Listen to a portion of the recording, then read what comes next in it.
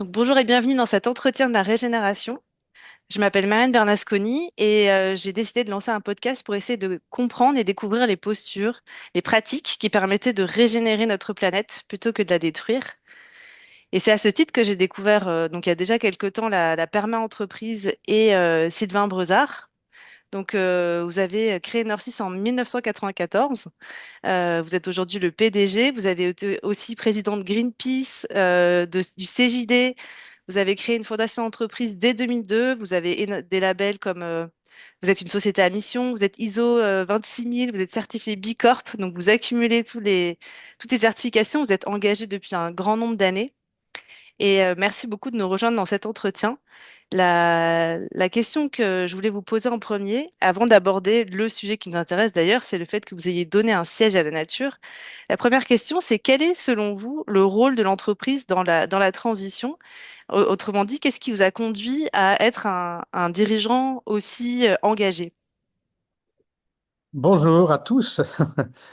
Euh, en fait, oui, vous avez souligné que ça fait 20 ans que je suis engagé sur une voie qui consiste à dire que, on peut développer l'entreprise autrement que, par le mode de la pensée unique, c'est-à-dire maximisation des profits, exploitation de tout ce qu'on peut. Et je l'ai débuté en début des années 2000 quand je m'occupais du Centre des jeunes dirigeants, où la RSE, rentrait en France et en Europe. Et je m'étais dit, tiens, voilà quelque chose d'intéressant pour justement essayer de développer, une autre vision de l'entreprise. Et donc, le chemin de mon entreprise Norcis a été, jalonné finalement d'engagement. Alors, je raconte ça parce qu'effectivement, en 2019, je me suis interrogé en disant, si l'entreprise, si la RSE, cette responsabilité sociétale des entreprises, avait été satisfaisante, suffisante, le monde ne serait pas dégradé comme il s'est dégradé. Et je ne parle pas que de la planète, hein, sur le plan social en France. Et ma réflexion, c'était de dire, mais finalement, quel est le rôle de l'entreprise là-dedans? Bon, elle veut pas s'engager suffisamment. Mais bon, j'ai fait le tour. Je me suis dit, c'est le rôle des politiques. Mais voilà, les politiques, c'est du clientélisme, c'est du va, c'est du vient. C'est dans le multilatéralisme européen. Donc, c'est encore plus difficile de prendre des décisions, de les faire appliquer. Alors, bon, après, pourquoi pas le monde des ONG, des associations, mais elles sont plus là pour donner des alertes, comme Greenpeace. Elles sont là pour soigner, comme, Action contre la faim ou autre, ou le réseau Étincelle que j'ai créé pour essayer d'aider les jeunes en décrochage scolaire. Vous voyez? Et donc, c'est là où j'ai abouti, et je finis là-dessus, sur le fait que ce sont les entreprises les mieux placées pour faire évoluer le monde. Les entreprises, elles savent décider vite, elles savent agir vite, parce que quand elles décident, c'est qu'elles ont les moyens financiers. Les entreprises conduisent le changement régulièrement, des fois mal, mais en tout cas, elles sont amenées à le faire suffisamment. Et donc, d'où le fait que, je me suis dit, ben oui, les entreprises sont les mieux placées, mais il faut prendre les choses autrement, c'est-à-dire inventer un nouveau modèle de développement d'entreprise. Et donc là, vous avez inventé avec votre fils le modèle de perma-entreprise. Il y a trois principes qui sont phares, hein. Prendre soin des êtres humains, préserver la planète, se fixer des limites et redistribuer équitablement les richesses. Aujourd'hui, vous formez aussi d'autres entreprises. Comment ça se fait qu'une entreprise dans le numérique, et vous n'êtes pas les seuls d'ailleurs, hein, entreprises dans le numérique qui prennent à bras le corps comme ça ces sujets d'environnement, sachant, comme vous le disiez vous-même, vous n'avez pas de lien direct avec la nature. Oui, alors déjà, les principes éthiques, émanent de la permaculture, parce que je me suis inspiré de la permaculture, qui est pour moi le mode le plus vertueux d'exploitation agricole. Et donc, je me suis inspiré de cela pour inventer le modèle perma-entreprise, d'où les trois principes éthiques qui sont franchement universels, hein. Mieux prendre soin des femmes et des hommes, préserver la planète, se fixer des limites et redistribuer équitablement les richesses, qui est le problème numéro un du monde, hein. Vous avez vu encore cette COP29 complètement échouée à cause de ça. Et donc, enfin, ce qui me semblait important par rapport à ce modèle, c'était surtout également de donner confiance aux entreprises et à toutes les entreprises, quelle que soit leur taille. Parce que c'est ça aussi, quelquefois, il y a des choses qui émanent, mais, on se dit, c'est pas pour moi, hein, ou, moi, je suis trop petit pour. Donc, c'est ça aussi que j'avais à cœur. Alors, pourquoi Nord 6 par rapport au numérique? Mais vous savez, il y a quelque temps, j'avais encore en face de moi des dirigeants qui disaient, oui, non, mais moi, c'est le problème de la nature, des émissions, c'est pas moi, parce que moi, je suis dans la banque, moi, je suis dans l'assurance, moi, je suis dans le service numérique. J'ai essayé de leur expliquer que c'était une erreur d'analyse et qu'il suffisait qu'ils fassent un bilan carbone pour déjà voir un peu leur impact. Bon, je crois qu'en tout cas, dans le numérique, aujourd'hui, tout le monde l'a compris, puisque euh, l'intelligence artificielle est clairement identifiée comme une énorme, énorme, énorme source d'émissions de gaz à effet de serre, de consommation d'énergie. Des grands Américains veulent presque créer leur propre centrale nucléaire pour alimenter leur centre serveur. Enfin, vous voyez, on est encore parti sur une autre planète. Et donc, en ce qui concerne mon entreprise Nord6, moi, encore une fois, parce que je pense que l'entreprise, quel que soit son secteur d'activité, a un rôle dans l'évolution du monde. Donc oui, voilà, avec notre fondation d'entreprise, on a formé des exploitants agricoles au Maroc en agroécologie pendant 6 mois, accompagné 2 ans pour qu'ils puissent en vivre et se développer. Vous me dites, c'est quoi le lien avec l'informatique? Le lien, c'est le lien avec l'entreprise et le rôle de l'entreprise, en fait. tout simplement. Quel que soit finalement enfin, c'est un support d'activité. Oui, parce que je vois des fondations, donc certaines disent, moi, je veux m'engager sur telle action parce que ça a un lien avec mon business. Bon, je ne me permets pas de juger, mais je pense qu'il faut aller au-delà de ça. Il faut être altruiste, il faut être généreux. Aujourd'hui, on a besoin de générosité, cette générosité qu'il y a de moins en moins.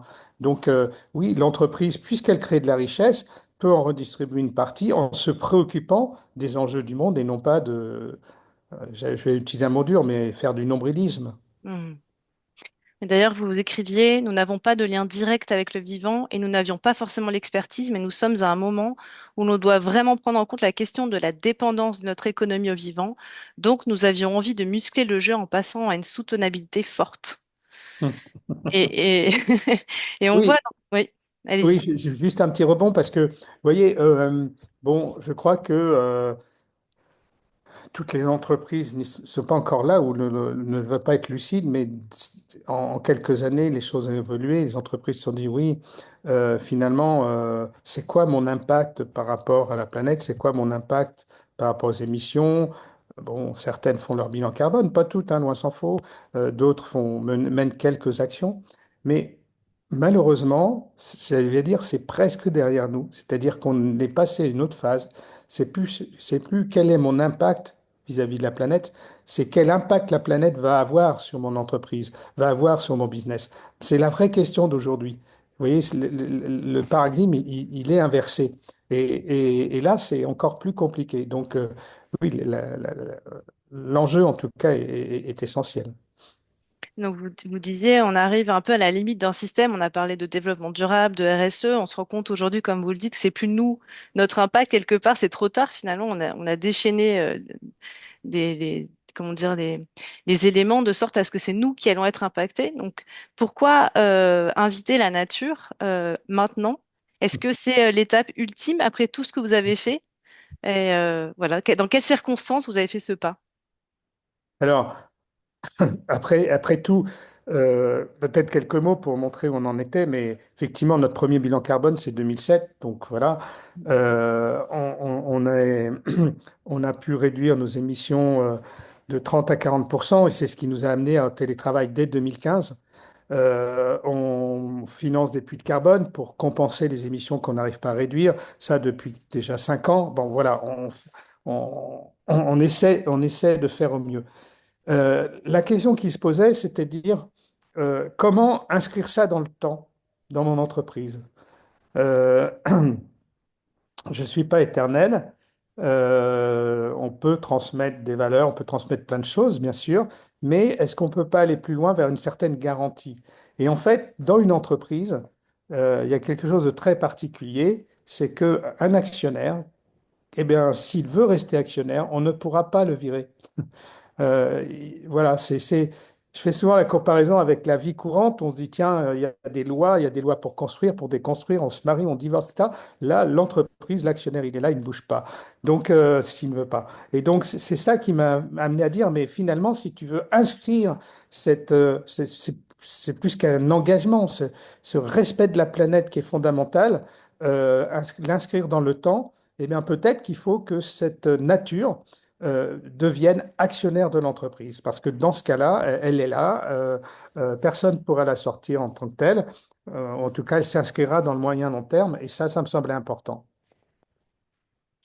Et puis, Euh, le deuxième aspect, c'est de dire finalement, quels que soient nos engagements, nos visions, ça peut être intéressant qu'un expert de ces sujets-là puisse avoir plus que son mot à dire. Vous voyez, oui, j'ai quelqu'un qui représente la nature quelque part. Bon, c'est pas mal, mais c'est pas du tout suffisant. Là, c'est de dire, il faut que cette personne-là, pour qu'elle soit entendue, ait un droit de vote, voire un droit de veto. Et là, on peut évidemment se dire que la planète sera toujours écoutée, en tout cas entendue, ça c'est sûr. Enfin, Et la en tout, planète, la nature. Je préfère dire nature, c'est plus général. et en tout cas, c'est ça qui est historique par rapport à Patagonia ou Face in Nature, cette possibilité en tout cas d'arriver à un droit de veto qui n'a pas, jusqu'à présent en tout cas de ce que j'ai pu lire, qui n'a pas encore été mis en place dans les autres entreprises. Oui, alors, en fait, historique, c'est un grand mot pour moi, je trouve. Euh, ce qui est, comment dirais-je, peut-être particulier, singulier, différenciateur ou qui n'a peut-être pas été fait ailleurs, enfin ça j'en suis sûr, c'est que on ne s'est pas contenté de dire, tiens, la nature maintenant est actionnaire de l'entreprise Narcisse. Pour moi, en parallèle, il fallait aussi donner plus de pouvoir aux collaborateurs sur ce sujet-là. Et c'est ça qui m'a amené à créer notre Conseil social, économique et environnemental, donc CS2E, en établissant avec les membres du CSE donc une liste de prérogatives au regard de la nature telles qu'ils l'ont sur le plan social. Voilà, et donc, si je vous donne quelques exemples, c'est bien évidemment, sur le plan social, il faut faire un rapport social ou un bilan social avec un certain nombre d'éléments, de données, etc. Eh bien, il faudra qu'il y en ait un sur la nature. Le CSEE va devoir faire son propre bilan carbone sur sa vie à lui, sur son activité, mais aussi sur les activités sociales, justement, va devoir avoir un plan de réduction, enfin, etc. C'est pour ça que et donc, pour moi, c'est l'équilibre entre l'actionnaire et puis le poids des collaborateurs sur tous ces sujets-là autour de la nature. Ça, c'est peut-être plus particulier. Et puis, ce qui me semblait aussi, faut pas, c'est difficile d'être seul pour défendre une cause d'entreprise. Si l'actionnaire nature était seul, euh, donc, ce qu'on a fait, c'est qu'on a également des membres de la nature dans nos organes de gouvernance. Donc, évidemment, dans le Conseil social, économique et environnemental, mais également dans notre conseil éthique, dans notre comité de mission, puisque vous faisiez allusion au fait qu'on soit entreprise de mission, dans notre comité de pilotage du modèle perma-entreprise. Et donc, mon but, c'était de créer un collectif de personnes expertes, puisque certaines sont extérieures à l'entreprise, ce sont des personnes qualifiées, pour que justement il y ait une force collective et qu'ensemble, ils nous emmènent plus loin, ils nous fassent part de prospectives, de mutations, de nouvelles pratiques, nouvelles expérimentations dans le monde pour nous amener plus loin. Je crois que c'est cet ensemble-là qui fait que c'est peut-être assez unique à ce jour. Ouais, effectivement. Et finalement, vous liez entre eux la notion d'humain et de nature, c'est pas un concept séparé. Et justement, dans son livre, donc son Franz Gold, dont on va sûrement parler, que vous avez nommé, qui va représenter cette nature d'une certaine manière, dans son livre, nous fait référence à Philippe Descola, hein, cet anthropologue qui nous a fait prendre conscience qu'en Occident, on avait séparé l'homme de la nature. Alors, pour vous, qu'est-ce que vous mettez derrière le mot nature? Alors, oui, ce sont des grands débats. Parce que, voilà, le problème aujourd'hui, c'est que dans le monde ambiant, on met les êtres humains en dehors de la nature. Et finalement, ces êtres humains, on les met en capacité de faire un usage de la nature sans limite. Et donc, par définition, la nature devrait intégrer aussi bien enfin, le vivant et dont les êtres humains, dont les animaux, dont la faune, etc., mais également l'air, mais également l'eau. Mais vous voyez, pour moi, c'est le plus global qu'il puisse y avoir. Et c'est pour ça que je préfère dire maintenant nature que planète, parce que, voilà, je pense que des entreprises en France ont pris conscience que le manque d'eau, c'était très compliqué pour eux. Je pense que malheureusement, on parle régulièrement des problèmes de l'air, notamment dans les grandes villes, etc. Et que ça, eh bien, ça nous amène à des maladies et que ça pénalise notre société, ça pénalise nos entreprises. Enfin, vous voyez, donc pour moi, dans le mot nature, j'y mets voilà, tout ce qui nous entoure, tout ce qui a été créé au nom de notre planète. Et effectivement, euh, on ne veut pas que les êtres humains, et notamment les salariés de Norcy, soient en dehors de ça, mais soient bien intégrés dans cela. Et alors, on arrive donc à une entité ne s'exprime pas forcément naturellement. On peut demander à l'air, à l'eau de s'exprimer, d'où l'intérêt d'avoir un représentant humain. Comment faire en sorte, et là je rejoins un peu ce que dit Franz Goethe dans son livre, hein, qui est passionnant, mais comment faire en sorte d'écouter réellement la voix de cette nature, qui est un concept quand même assez abstrait et très englobant, comme vous le dites. Euh, de l'écouter, en fait, bon, vous avez compris que chez nous, c'était un chemin. On avait déjà, dans notre conseil éthique, on avait déjà un représentant de la nature, par exemple, depuis quelques années, etc. Mais euh, encore une fois, si on imagine que à un moment donné, dans la vie de l'entreprise, il y a une certaine réticence à se préoccuper de tous ces sujets-là. Notre monsieur nature, en l'occurrence, c'est un monsieur-là, a le droit de vote au sein du conseil d'administration et a même le droit de veto. Donc voilà, on sera obligé de l'entendre. Si on ne veut pas l'écouter au sens étant en écoute active par rapport à on sera obligé de l'entendre. Il peut avoir jusqu'un droit de veto. Et ce qu'on a mis aussi en place, c'est parce que ça, c'est une réaction a posteriori. Dans un conseil d'administration, on analyse ce qui a été fait et on l'évalue même. Le mieux, c'est d'agir a priori. C'est-à-dire que notre monsieur nature, actionnaire, peut à un moment donné dire, tiens, vous envisagez tel projet, je vous demande d'attendre pour faire une étude sur l'impact auprès de la nature avant de donner un go. Voilà. Et ça, c'est plus fort parce qu'effectivement, quand on agit a priori, on évite éventuellement d'agir au dégrément de la nature. Donc, alors, c'est pas cette attitude d'analyser a priori, c'est pas sur des sujets au quotidien, mais c'est plutôt sur des sujets plus stratégiques. Mais voilà, si on se disait, tiens, on fait une croissance externe et on va racheter une boîte au Vietnam dans l'informatique, bon, là, il a le droit de dire, stop, au regard du bilan carbone et tout ce qui va en être généreux, je veux qu'on fasse une petite étude pour voir ça. Et après, être dans le go ou dans le no-go. Vous voyez? Donc, dans un cadre de fonctionnement comme ça, il ne peut être que entendu.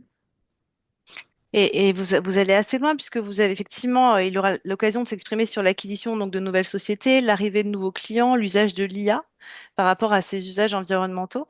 En parallèle, vous disiez qu'avec la perma entreprise, vous aviez été dans une croissance. Euh, ça avait pas nui quelque part à la croissance et au développement de votre entreprise. Le fait d'avoir ce droit de veto potentiellement sur des sujets stratégiques, est-ce que vous pensez que ça peut arriver à certains renoncements et est-ce que ça pourrait freiner quelque part le développement de Norcis? Hmm. Alors, ça peut aller à un renoncement par rapport à un secteur d'activité, par exemple, ou un client. Euh, mais on l'a déjà connu parce que de toute façon, notre conseil éthique peut être sollicité par des collaborateurs. Il est là depuis 6 7 ans, hein. Une collaboratrice, à un moment donné, a dit, je ne comprends pas pourquoi on travaille avec ce client, il n'est pas aligné sur nos principes éthiques. Donc, le conseil éthique s'est positionné et on a décidé d'arrêter avec ce client. Mais plus largement, qu'est-ce que c'est de dire, tiens, il y a un projet envisagé et il y a un droit de veto? Le droit de veto, c'est pas forcément de dire, bon, ben, on renonce à tout. C'est dire, revoyez votre copie. Mhm. Revoyez votre copie pour que ça soit acceptable au nom de la nature. Et moi, c'est ça qui m'intéresse. Vous savez, si, Enfin, je n'ai jamais cru au fonctionnement en mode directif. Moi, dirigeant, moi, la direction, j'ai tout compris, donc je sais que c'est comme ça qu'on va faire et on y va. Non, j'ai toujours, moi, cru au fait de dire il faut que tous les projets, les idées soient challengés. Quand j'ai eu cette idée de perma entreprise, pendant 9 mois, on m'a challengé. On a fait un groupe de travail avec des collaborateurs, avec des dirigeants externes, avec un philosophe, et je leur ai dit bousculez ça. Vérifions que c'est pas une fausse bonne idée. Et comme je dis en souriant, souvent notre idée, on pense qu'elle est toujours la meilleure. Donc pour moi, le plus important, c'est que ce droit de veto pousse à remettre sur la table le projet et à l'envisager différemment. Et c'est ça que, voilà, que je trouve vraiment intéressant et qui nous Mhm. enrichit, qui plus est. Donc vous êtes dans un état d'esprit qui est assez particulier. En tant que chef d'entreprise, vous avez envie quelque part d'être bousculé. Vous prenez des actions très audacieuses. Euh, Quel est votre ressenti par rapport à d'autres entreprises dans leur capacité à adopter ces modes de pensée, ces comportements pour pouvoir vous rejoindre dans votre dynamique? Ouais, pour un lundi matin, cette question. Vous m'avez dit que j'avais le droit à toutes les Oui, questions, hein. oui, oui, exactement. Non, mais c'est une boutade pour dire que bon, je ne suis pas un juge, un moraliste, etc., vis-à-vis du monde de l'entreprise. Voilà. Mais néanmoins, euh, je crois que il est clair que, il y a plus d'ouverture sur des entreprises où les dirigeants sont propriétaires, des PME, des ETI, que sur des entreprises où ce sont des fonds qui viennent d'un pays, qui quelquefois sont souverains, enfin, etc., qui, eux, sont focalisés que sur des chiffres en bas d'une colonne. Ça, c'est sûr. Mm. Ce que je vois aussi, enfin, c'était un peu la raison d'essayer de créer un nouveau modèle de développement pour embarquer en disant, moi, je viens pas vous parler de RSE, je viens vous parler de développement de votre entreprise. Simplement, dedans, il y aura un certain nombre d'ingrédients qui seront à la hauteur des enjeux d'aujourd'hui sur le plan social, sociétal, environnemental. Voilà. Et ça accroche un certain nombre d'entreprises, mais ces dirigeants me disent, bon, moi, je veux bien bouger les lignes, mais je ne sais pas comment faire.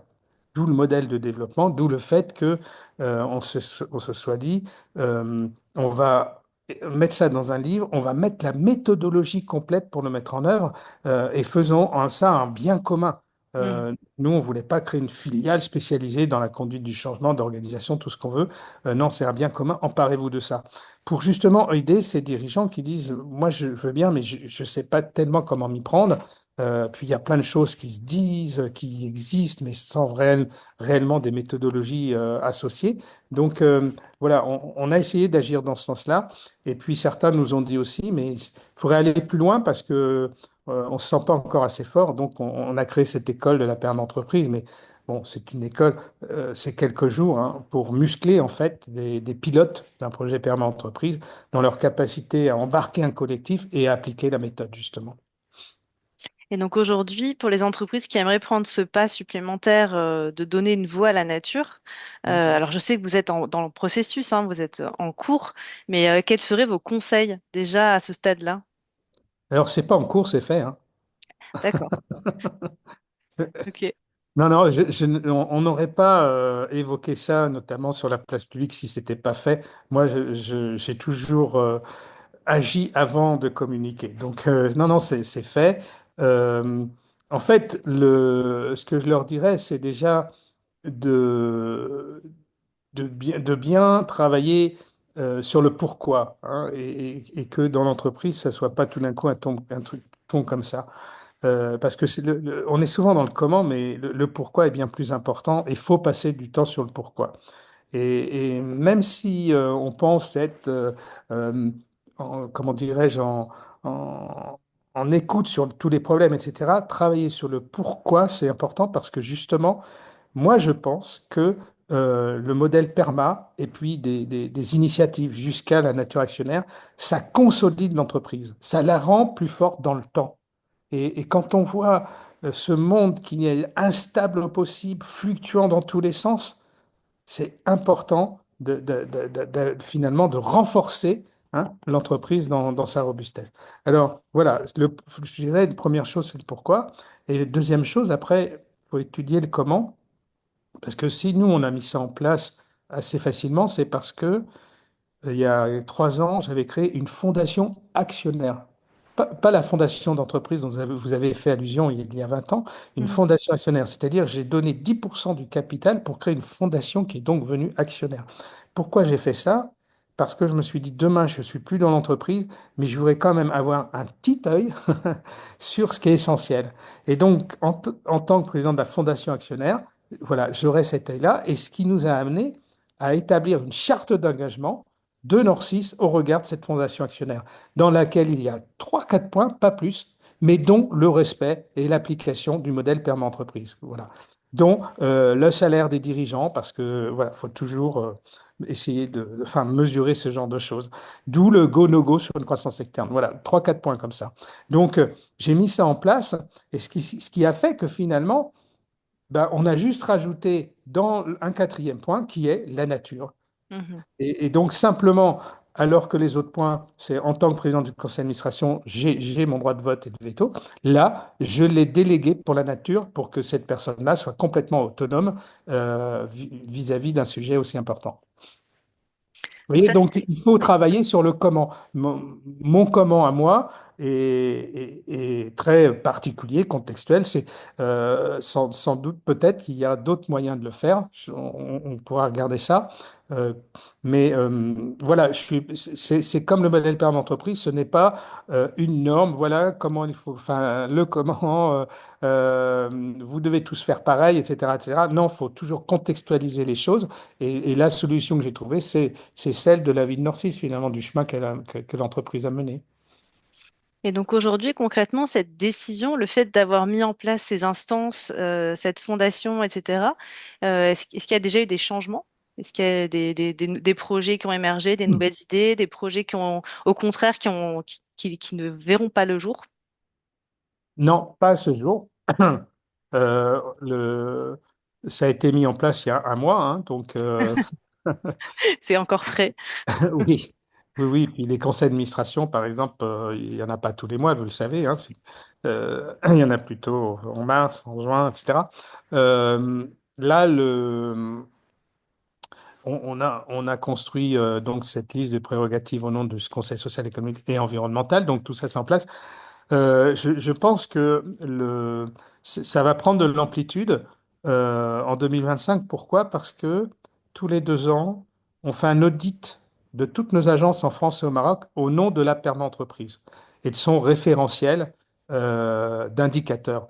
Et donc, quand il y a cet audit-là, il y a des analyses et il y a toujours des résolutions qui sont ensuite soumises au débat et au vote. Et je pense que c'est là où et la nature actionnaire et le CSEE vont prendre leur envol parce que c'est là où le monsieur nature pourra dire, moi, cette résolution-là, je ne souhaite pas qu'elle soit présentée, qu'elle soit débattue et votée parce que elle ne prend pas assez en compte la nature. Voilà, il va y avoir sans doute là des interactions avec la nature actionnaire comme avec le CSEE à ce moment-là. Ça va vraiment prendre sa dimension. Je vous donne un exemple, mais vous voyez, il y a début 2020, c'est vieux maintenant, une résolution, c'était de ne plus prendre l'avion si on peut se déplacer en moins de 6 heures autrement. Ça avait été débattu et voté. Vous voyez? Donc, quand je dis à la suite de cet audit qu'il y a des résolutions, c'est voilà, des choses comme ça qui sont soit qui touchent le quotidien de l'entreprise, soit qui touchent l'avenir de l'entreprise, comme la création d'une école de leaders et des choses comme ça. Hmm. Et donc, ça rend les choses extrêmement concrètes. Et je trouve vraiment la particularité, si on devait prendre un point crucial dans tout ce que vous avez dit, c'est vraiment cette pensée long terme. C'est votre capacité à vous projeter, à vous assurer que vos décisions, votre vision d'intégrer la nature, de préserver la planète, comme vous le disiez dans le modèle de perma-entreprise, c'est que ça puisse vraiment rester après vous. Est-ce que donc c'est un ingrédient important, hein, cette pensée long terme. Est-ce qu'il y a autre chose, un dernier mot peut-être, une question que je vous ai pas posée sur laquelle vous aimeriez vous exprimer? Ben, ça va être simple, c'est que, en fait, comme on l'a évoqué tout à l'heure, la perma-entreprise repose sur trois principes éthiques. OK, préserver la planète, donc la nature. Je pense qu'il faut faire la même chose sur prendre soin des femmes et des hommes dans l'entreprise et à l'extérieur de l'entreprise. Ça pourrait se traduire un jour par une madame ou un monsieur humain. Pardon. Là aussi, bon. C'est une idée qui finalement, un peu comme la nature, résulterait de tout un chemin qu'on a fait dans nos engagements, dans justement ce principe de régénération des ressources humaines dans l'entreprise, etc. Mais voilà, on pourrait avoir un représentant par principe éthique, en fait, qui puisse appuyer, donner, s'inscrire dans le moyen long terme et ouvrir les jeux parce que ce sont des personnes externes très, très impliquées, engagées qui ont fait des travaux de recherche, donc qui sont riches d'informations. Est-ce que vous faites référence à prendre en compte, par exemple, d'autres parties prenantes qui sont plus éloignées de l'entreprise, par exemple? Alors, vous voyez, quand j'évoquais le Haut Conseil de la nature, c'est exactement ça. Mhm. C'est l'agencement des parties prenantes dans la permaculture. Il y a l'agencement des écosystèmes, hein, où on s'aperçoit que planter des tomates à un endroit et 30 mètres ailleurs, c'est pas forcément les mêmes tomates. Ce sont des écosystèmes d'endroits différents, donc il faut agencer les écosystèmes. Et ben moi, je suis sur l'agencement des parties prenantes, c'est-à-dire les mettre dans un dispositif qui fasse que il y a une dynamique collective qui se crée. C'est pour moi, c'est ça la notion d'agencement. Donc, on l'a fait par la nature, on peut le faire sur d'autres sujets. Euh, Plutôt que de dire, tiens, j'ai une partie prenante à un endroit seul. Voilà. Hmm. Et bien, merci beaucoup, Sylvain, et bravo pour ces engagements. Vous êtes quelque part un phare, je pense, pour beaucoup d'entreprises. Vous permettez déjà d'être enthousiaste par rapport au futur, de voir que des entreprises s'engagent et vous défrichez quelque part pour d'autres qui vont probablement suivre votre sillage. Donc, dans les entretiens de la régénération, de la nature, j'allais dire. Dans les entretiens de la régénération, mon objectif, c'est justement de mettre en lumière et de mieux comprendre, en fait, tous ces parcours de dirigeants. J'aurai l'occasion d'avoir un autre dirigeant demain, l'ancien patron de Chronoflex, Alexandre Girard, qui parlera de dynamique collaborative, mais aussi comment il est en train de régénérer un lieu à travers un projet de tourisme. Et puis en janvier, on parlera avec des dirigeantes cette fois qui, à travers leur territoire et les patrimoines, parlent de paix ou de, de comment faire pour régénérer finalement les écosystèmes humains et naturels. Merci encore, Sylvain. Et puis on va pouvoir passer aux questions avec les personnes qui sont présentes.